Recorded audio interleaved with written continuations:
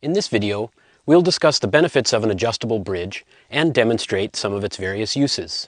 Before we get to that, I'd like to talk about the importance of forward D position in the adjustable bridge system and how that affects the performance and comfort of the harness. By adjusting the riser webbing, the leg loop webbing, and the length of the bridge, we can change the position of the forward D.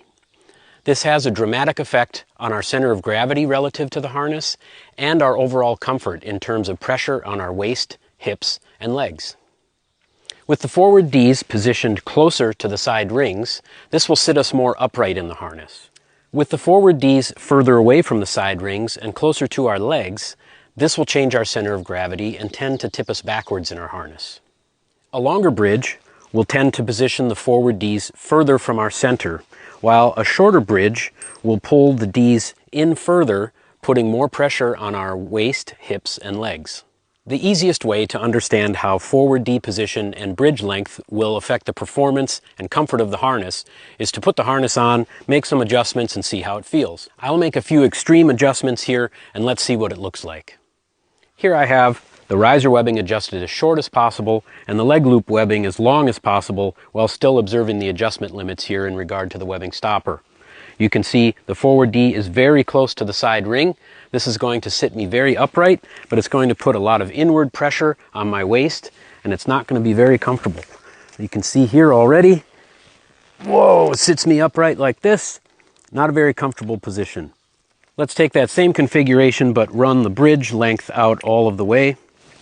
This will alleviate some of the pressure on my waist, but still not going to be a very comfortable working position.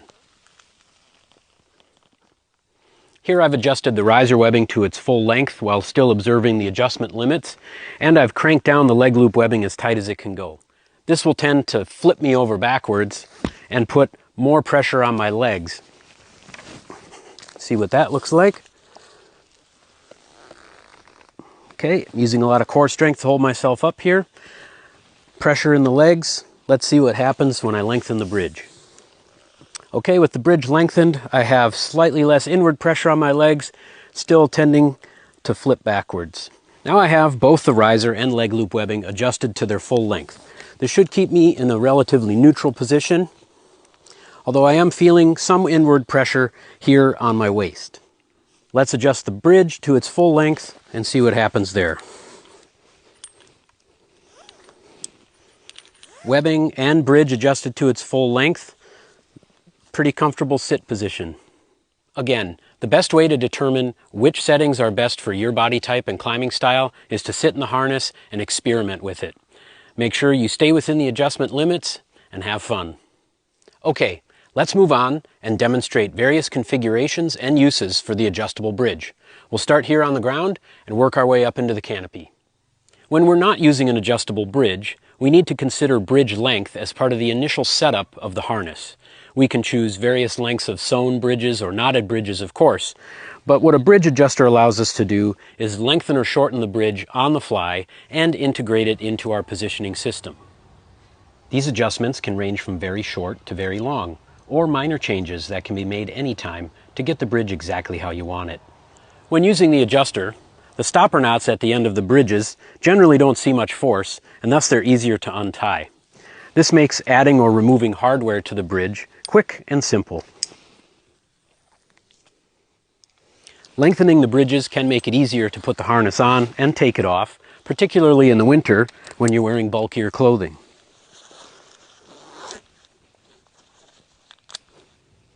While positioning on a stem, regardless which system we use, a short bridge will keep us closer to our work.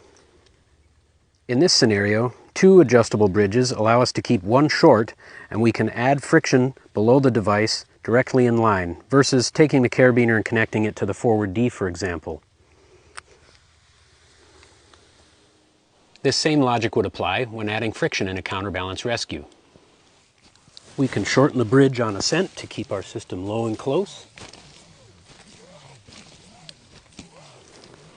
A very short bridge works well at the top of the canopy where workspace may be limited.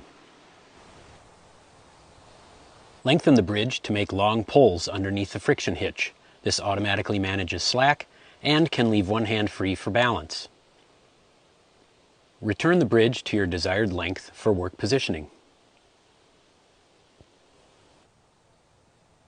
If you've gone out on a limb walk and find that your system is out of reach, simply shorten the bridge to bring your system closer to you. Another option would be to shorten the bridge prior to the limb walk. In certain work positions, working with certain tools, or simply to declutter your workspace, it might be beneficial to lengthen both bridges and have the systems behind you. When bypassing a limb using the add-in prusik, it can be beneficial to have one bridge longer than the other.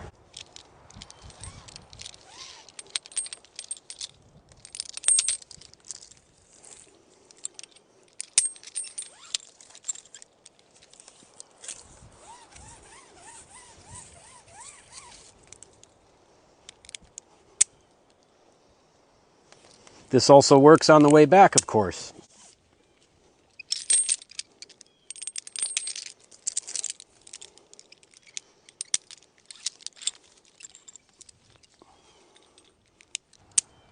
Utilize the second bridge as a secure attachment point or a positioning aid as shown here.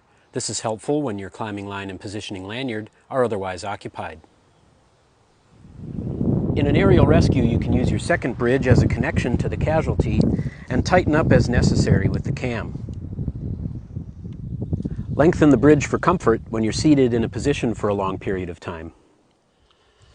Two different bridge lengths can be helpful to keep things tidy and separated when descending on two systems.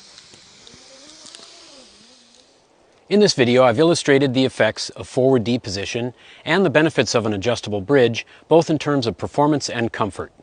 Take the time to experiment with these concepts and see how they work best with your body type and climbing style. See you next time.